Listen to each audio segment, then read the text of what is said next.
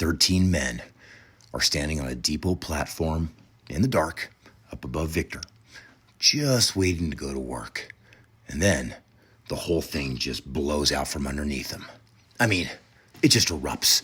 Boards, iron, smoke, fire, dirt, men thrown through the air, men cut down where they stood, men just screaming into the dark before the echo of the blast has even finished bouncing off the walls. That is how this one starts. Just like that, no warning, no mercy, just a platform of working men, and then sudden violence, just so ugly that it tears the whole night open. And every time I think about that scene, every time I stand there in Victor, and I keep going back to how ordinary it must have felt right before it happened. A cold mountain night, right? Men standing around, they're just half awake. Boots on the rough planks, collars up against the chill. Maybe somebody spitting tobacco, right? Or maybe somebody cussing the hour. Maybe somebody thinking about the shift ahead, right? The black tunnel, the noise, the sweat, the long grind of it all. Just another hard morning in a hard place. And under their feet, right, where nobody sees it, sits dynamite. Then, all at once, those men are not waiting for work anymore. They're the story. And that is Cripple Creek in 1904, right? Not the cleaned up version, not the postcard version, not the version with a little gold rush romance just kind of dusted over the top of it. No, I mean the real version, right? A district that was rich enough to make men crazy, tense enough to make them dangerous, and mean enough that once something bad had happened, it never stayed only bad. It always turned into something worse. Because by the time the Independence Depot got blown apart, this whole district was already just sick with conflict. You know, gold had made the place rich, okay, and rich enough to matter. Rich enough for everybody to start fighting over who was really going to control all that wealth. Now, the union had power, okay, and the mine owners, they wanted that power broken.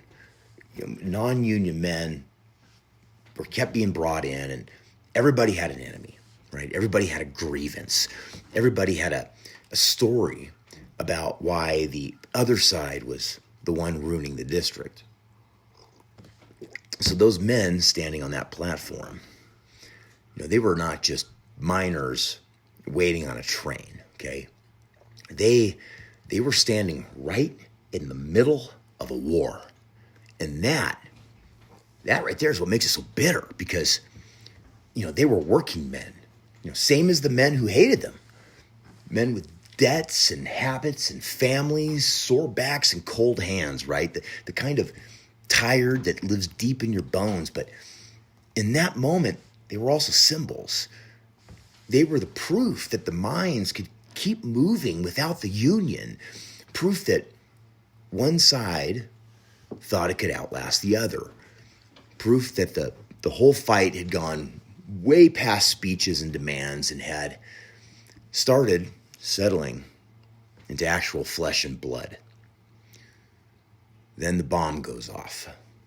And it was not some neat little blast either, not some sharp crack and then silence. No, this was the kind of violence that tears people apart so badly that nobody arriving afterward can quite understand what they're looking at. Smoke was rolling and there were splintered timbers, men torn apart, some men crawling if they still could, men already beyond helping. And lantern light just catching the wreckage in little pieces. That kind of scene where, you know, people rush forward into it on instinct, and then they stop because their minds just hit the wall before their feet do. That depot platform became a killing floor. And once that happened, once those men were dead and the district saw what had been done, this whole thing, it turned even darker. Because a blast like that does not just kill people in a place like the Cripple Creek district, okay? No, it gives people something to use. And that kind of, to me, has a little bit of teeth. You see, Sheriff Robertson, right? He got there and he tried to get a hold of it. He tried to do what a lawman was supposed to do, which is hold the scene together and start asking questions and keep the district from just flying completely off the rails. And for about 5 seconds, I think you can almost imagine maybe the law is going to get a turn here, okay? Maybe the truth is going to matter before the frenzy starts just feeding on itself. Yeah, that didn't happen. It went the other way, and it went that way fast. The pressure just came down hard. Mine owners and their allies, they started moving immediately. Officials started just feeling the squeeze, okay? And threats, they started humming through the district like the power lines in a storm. Robertson, he got shoved out, okay? And other men got shoved aside. And all of a sudden, the bombing was not just a horror. No, it was a door just swinging open for everything powerful men had already been wanting to do. That part, it sticks in me. The dead are not even buried yet. And already people are fighting over what those bodies are going to mean. And that's a filthy thing to watch in history. Because yes, okay, the bombing itself is monstrous, right? That part is plain. 13 men blown apart under their own feet. But what came after tells you even more about the soul of the place. Instead of forcing caution, okay, the explosion just created appetite. Instead of slowing people down, it sped them up. Instead of making truth more important, it made usefulness more important. And that is the shift. That is the darkness. The blast becomes permission. Permission to purge. Permission to crack down. Permission to settle scores. Permission to say, now you see why we had to do what we were already planning to do. And once that happened, the entire district, it just got colder. The Union men were rounded up. Men were deported. The power shifted. The district hardened. You could feel it happen just reading through it. The tone changes. The face of the place changes. The bomb does not just rip up a platform, okay? It strips the mask off of everything. And then, of course, comes the question that just hangs over the whole thing like smoke that just never quite clears. Who planted it? And that is where the mud starts. And once you step into it, you're not getting out clean. A lot of people were more than ready to pin it on the Union at that point.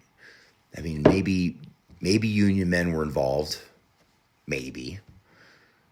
Later accusations, right? They just kind of drift through the story, and some of the confessions drift through the story. Harry Orchard, right? His name hangs over this whole era like a stain. But the longer you stay with this one, the less patience you have for the neat answers, because this was not a neat place, okay? This was a district that was packed with money, rage, fear, influence, class hatred, and men who understood perfectly well how to use a fresh whore, or how useful that fresh whore could be if it landed at the right time. And that's what keeps pulling me back into this story. The bomb did not just kill men. It buried truth under usefulness. And that is the real poison in it, because once the explosion happened, the dead did not get to stay only dead. No, they became evidence, right? They became justification. They became a weapon. They became the thing that everyone pointed at when it was time to crush somebody or drive somebody out or seize control, harden the district, and then call it necessity. And then there's something especially cold about that, right? I mean, violence is one thing, okay? Men killing men, tragic as it is, guys, that's old as dirt. But when you watch powerful people step over the fresh dead and then immediately start using them to build the next move, man, that's where the story gets truly rotten.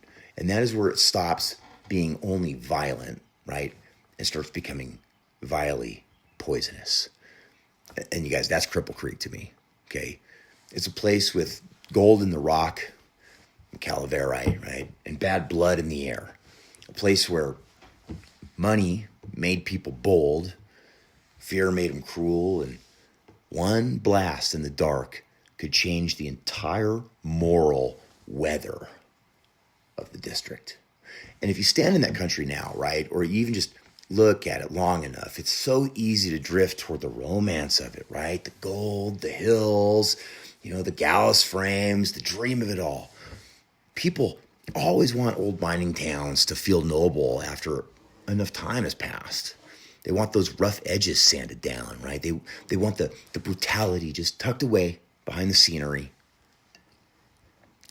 But some places are better understood by the sound they made when they actually came apart. And Independence Depot came apart with dynamite. 13 men dead. A platform just torn into wreckage. A district shoved even deeper into hate. And then there's the truth that got buried so fast under politics and vengeance and fear and usefulness that even now you can still feel the smoke hanging on it. And guys, that's why this story matters. It's not just because men died, okay? Because they did. And it's not just because the bombing was brutal, because it was. It matters because, once it happened, everybody around it, they showed who they were. And sometimes that tells you a lot more than the blast itself. So tell me what you think, okay? Was the Independence Depot bombing just raw Union terror? Or was it the perfect, blood-soaked excuse for men who are already looking for a way to finish crushing the Union? Now, if you like real Colorado mining history, I'm talking the dark stuff, right? The buried stuff, the stories with blood and grit still in them. Well, then subscribe and stick with me, because, these mountains, they're just full of things that people forgot, and they forgot for a reason. See you on the next one.